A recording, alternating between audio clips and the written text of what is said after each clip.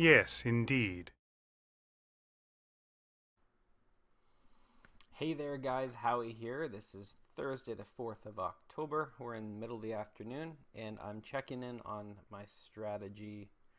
I guess my review of the biggest winner stocks. So we now have an extra day to analyze. So bringing back to October the 2nd, these are the six sort of top moving stocks of that day on the TSX. And then the next day, sort of mixed results. All of them were down. I'm going to actually color code these to make it easier.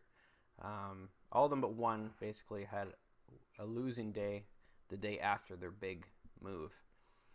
And then now we're sitting on the day after, and I have them as winners October 2nd. You can actually see 4 out of the 6 are in the positive for today, and 2 are having 2 consecutive losing days after their big push-up.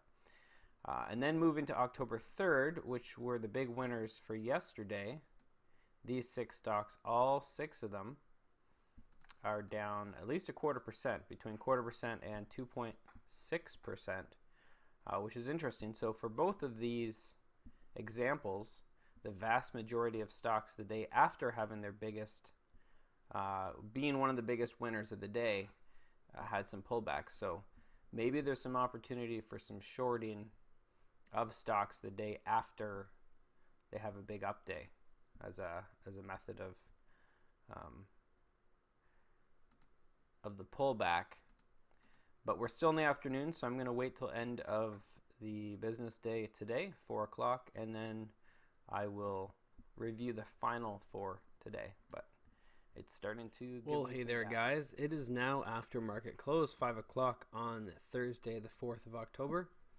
And we're starting to see some things. I'm not totally confident to say what they are, but definitely a few trends going on now that we're into the third day of this system. So I now have October 2nd, 3rd, and 4th for the big winners. So I think the best is to reflect back on the first day and look at how these stocks are doing. So October 2nd stocks were the 6 biggest winners of October 2nd and how much they won in between 5% and 20%.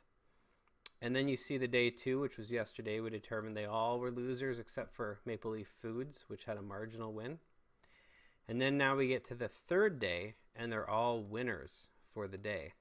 Now, if you look case by case basis, PVG actually had a massive day again today, making another 6.5%. But overall, the movement was fairly small to the upside. Now, this was a down market. The TSX was down almost about 0.4% over the day. So the fact that 5 out of 6 of these stocks pulled up is fairly impressive.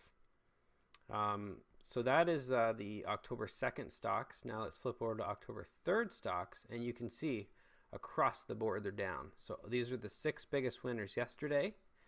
And again, across the board, they're all down. Now, none of them are close to, except for Alfira, lost 3.19% after gaining 5.8%. So that's over half of the gains yesterday.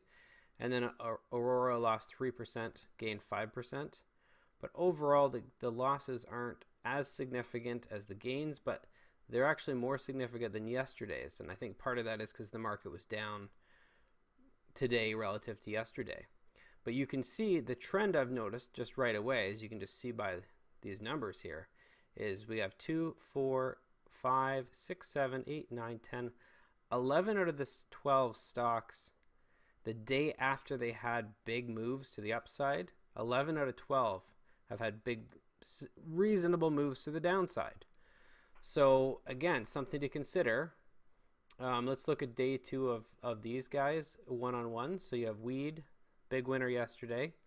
It opened and it sold off quite a bit today. PEY, big winner yesterday. It opened at the same point. It actually pulled up a lot. Then ended up selling or closing down 1%. TRI, what is this? Look at that. It's a crazy graph.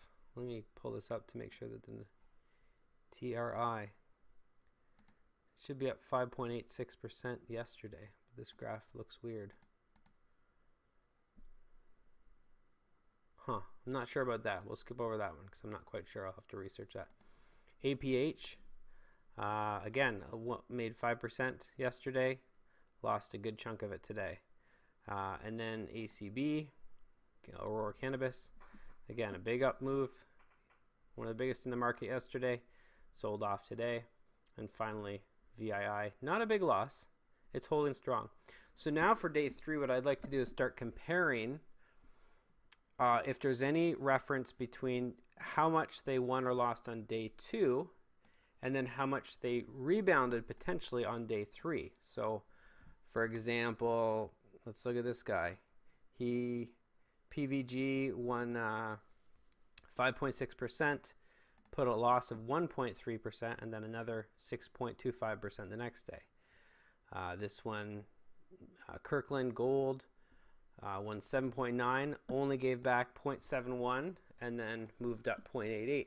So is there any ratio of, if they give back a higher percentage the following day, is it more likely to rebound the day after, or things like that? Or if they stay close to flat the next day, are they more likely to have a winning day the day after? Like things like that. Don't have enough data yet to really calculate or figure out these things. It's more just at this point, some speculation. But this is the only thing that's really popped up as consistent of, like I said, 11 out of 12 stocks after having a big winning day. 11 out of 12 so far have shown losing the next day.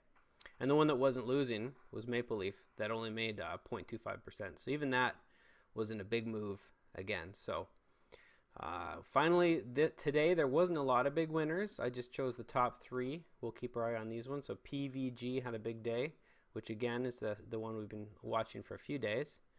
And then CCO had a big day. It made over 5%. And then CP had a big day. It made just about 3%. So we're going to keep our eye on those 3, and we're going to continue to build this chart and this information and continue to build day after day until we can hopefully start to see some patterns or some nuanced things to help me to enter the market at good spots.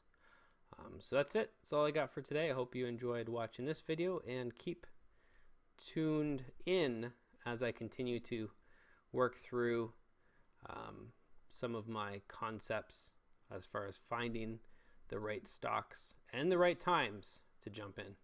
Thanks.